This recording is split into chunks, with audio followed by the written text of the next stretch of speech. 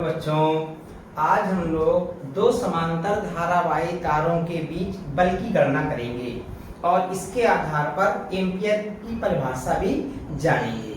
देखिए, ये यहाँ पे दो चित्र बने हैं। फिलहाल अभी आप इस पहले चित्र पर ही अपना ध्यान केंद्रित कर लीजिए, वो तुरंत बाद में समझ में आ जाएगा। ये देखिए, दो समांतर धारावाही तार रखे हुए हैं, दो लंबे समांतर धारावाही तार, एक PQ और दूसरा RS। ये वायु में समीप रखे हैं। मान लीजिए कि इनके बीच की दूरी R है। हम यहाँ पर ये मान रहे हैं कि इन तारों में धाराएं एक ही दिशा में बह रही हैं, I1 और I2। उस चित्र को बल की प्रकृति समझाने के लिए है, क्योंकि बाद में हम ये पाएंगे कि अगर धाराएं एक दिशा में बहेंगी तो इनके बीच चुंबकीय बल जो लगेगा वो आकर्षण होगा, एट्रैक्शन होगा, और यदि हम धाराएं विपरीत दिशा में अगर करेंगे तो ये बल प्रतिकर्षण होगा। इसको हम लोग समझेंगे अभी। चलिए, फिलहाल ये लीजिए, अगर हम आपसे ये कह दें कि ये धारावाही तार, ये PQ है, लंबा सीधा तार है, इससे R दूरी पर हम कहते हैं चुंबकीय क्षेत्र कितना लगेगा। अगर हम आपसे कह देते हैं PQ के कारण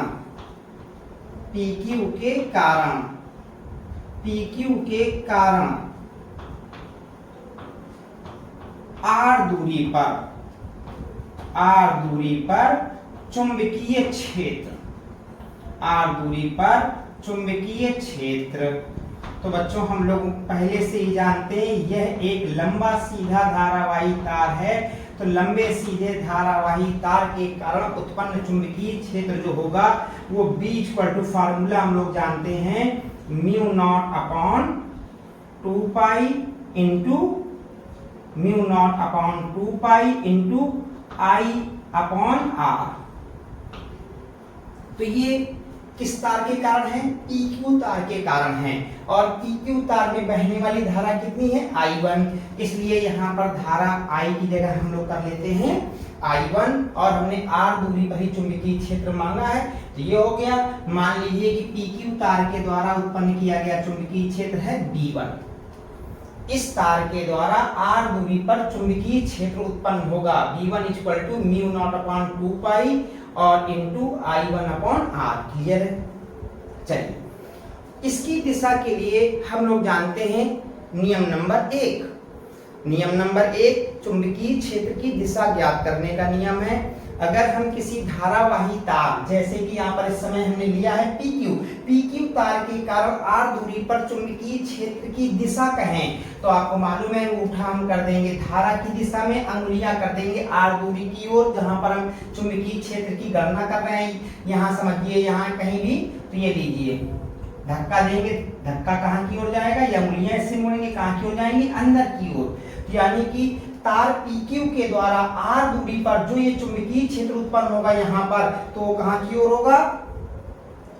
तल के लंबवत अंदर की ओर। इसलिए यहाँ पर उत्पन्न चुंबकीय क्षेत्र को हमने क्रॉस चिन्ह से दिखाया है। जब कभी आपको क्रॉस चिन्ह दिखाया जाए तो ये इस बात का संकेत है कि हम तल के लंबवत कोई संकेत कह रहे हैं, अंदर की ओर वाला, और डॉट मिल जाए संकेत में तो तल के लंबवत बाहर की ओर। चलिए, फिलहाल तो ये जो हमारा हुआ, ये चुंबकीय क्षेत्र कहाँ की ओर हुआ बच्चों?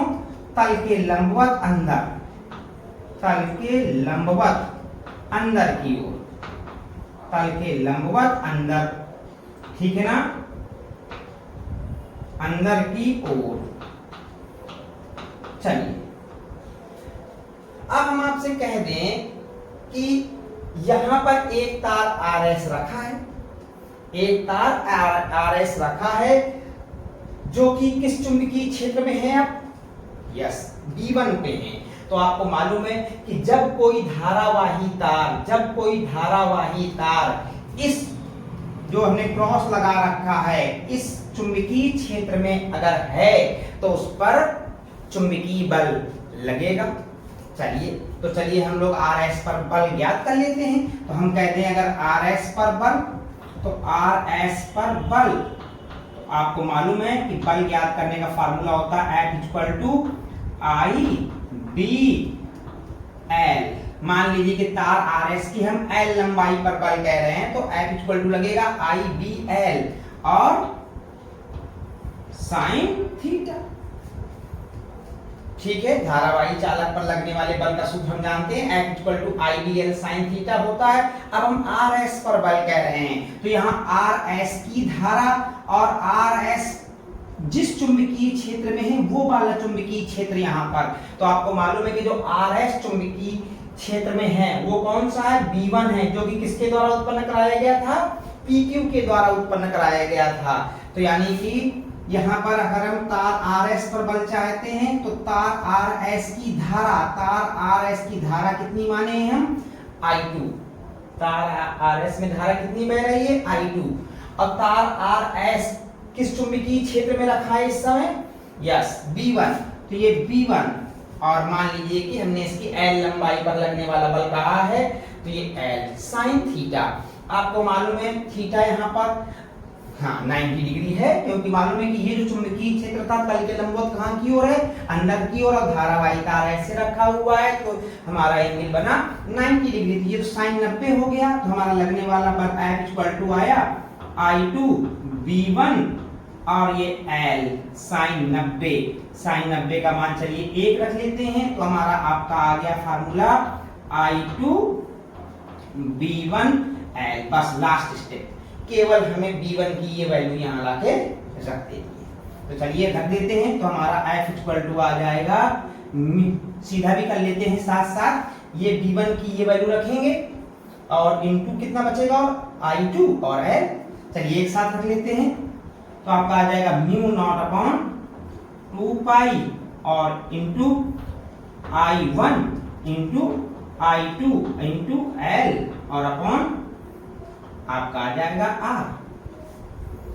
ठीक है बच्चों, हमने यहाँ पर ये B1 यहाँ से उठा के यहाँ पर B1 का मान ये रख दिया और इनटू I2 L और आगे ये ठीक है। अगर हम आपसे कह दें तार RS की प्रति एकांक लंबाई पर लगने वाला बल, प्रति एकांक लंबाई पर लगने वाला बल, प्रति एकांक लंबाई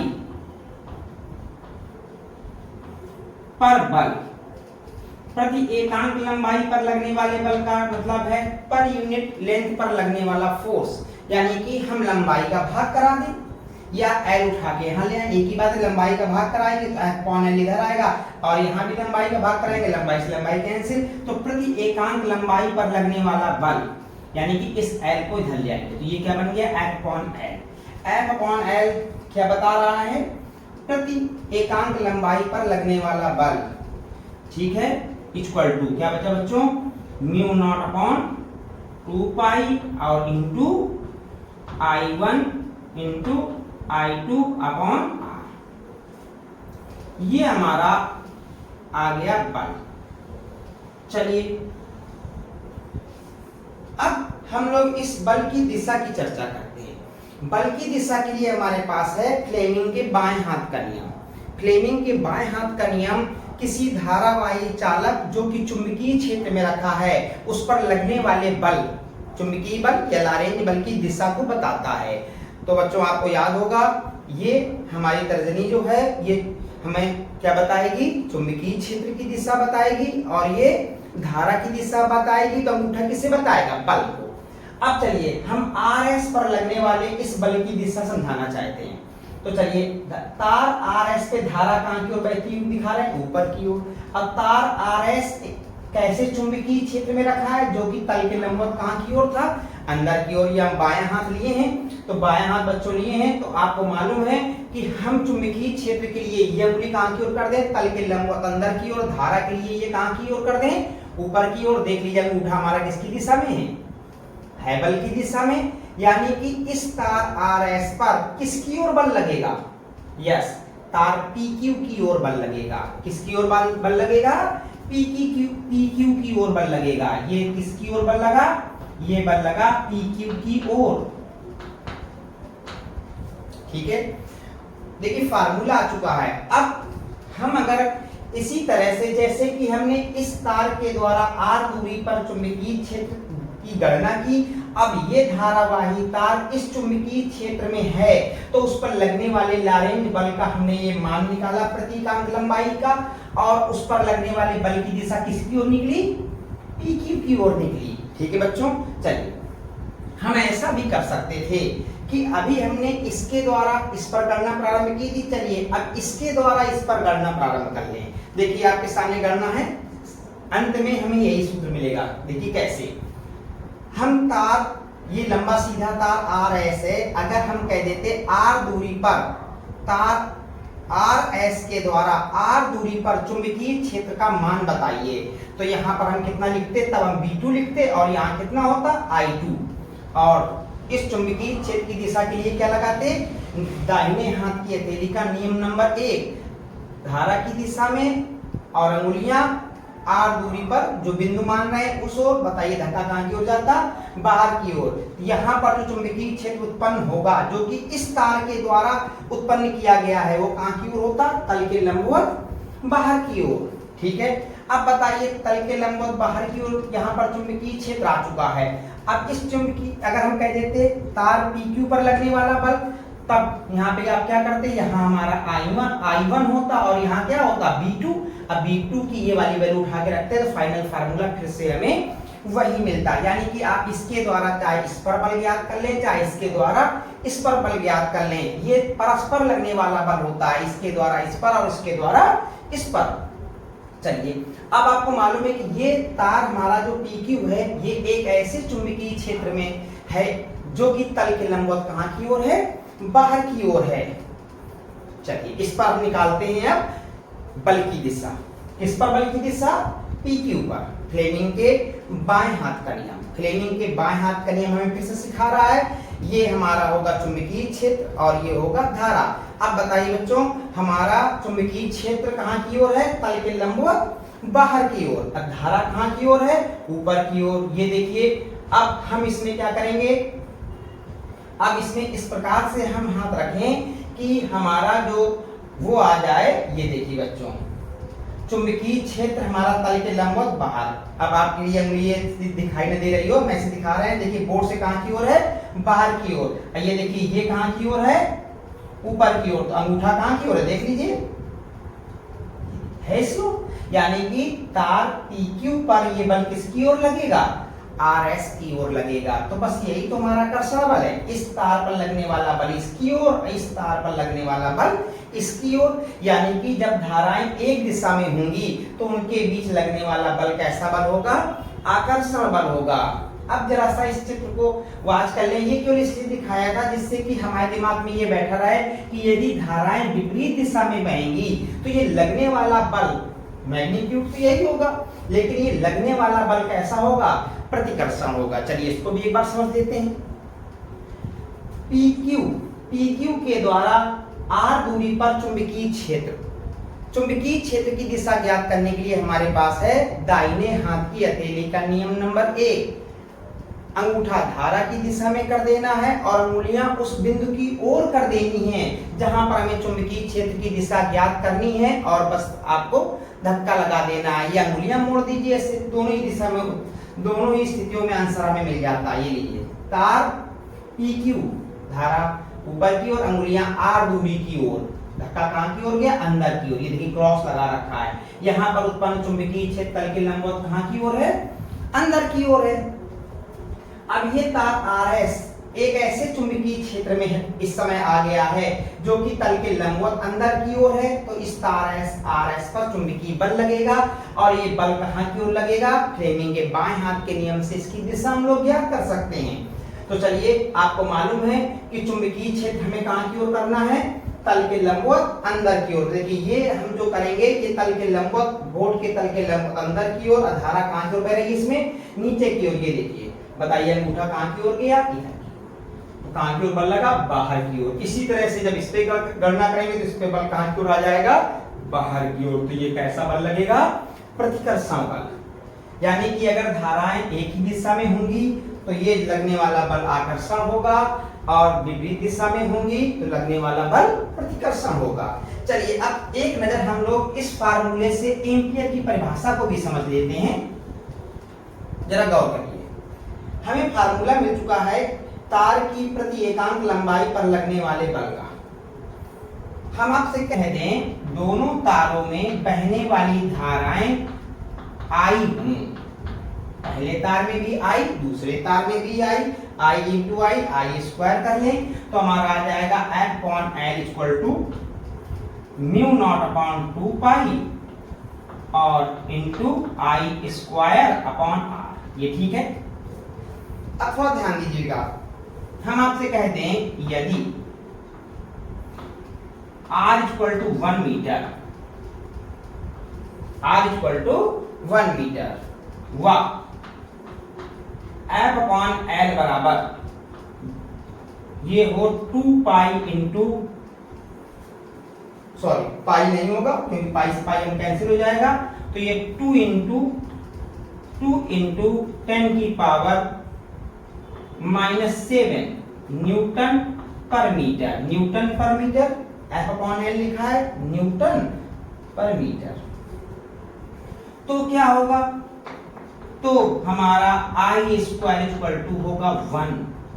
थोड़ा सा कठिनता लगी, चलिए यहाँ ध्यान देते हैं।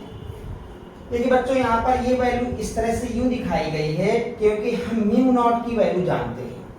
म्यू नॉट की वैल्यू अगर हम आपको याद दिला दें तो म्यू नॉट की वैल्यू क्या होती है, म्यू नॉट की वैल्यू होती है 4 पाई इंटू 10⁻⁷ न्यूटन पर एम्पीयर स्क्वायर होती है। चलिए वैल्यू देख लेते हैं, 4 पाई इंटू 10⁻⁷ न्यूटन पर एम्पीयर स्क्वायर। अब देखिए यहाँ लिखा हुआ है म्यू नॉट अपॉन 2 पाई। अगर इसमें हम म्यू नॉट अपॉन 2 पाई कर लेते हैं तो म्यू नॉट अपॉन 2 पाई करने पर इसमें 2 पाई का भाग दे दीजिए तो कितना बचेगा, ये बचेगा हमारा इतना न्यूटन पर एम्पीयर स्क्वायर।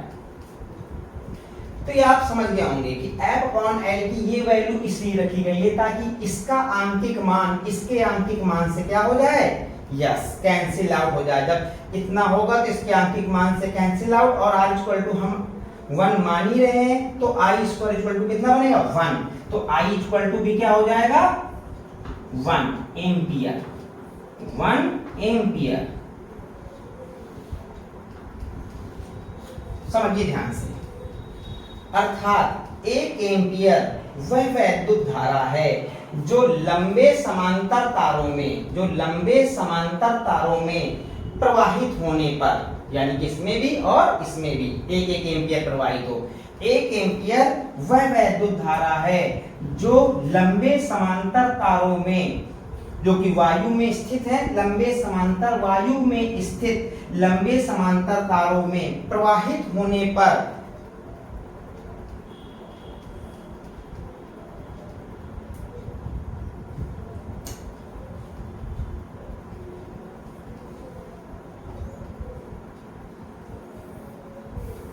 तो बच्चों I इक्वल टू हमारा आ गया 1 एम्पियर। चलिए इसको समझते हैं, अर्थात 1 एम्पियर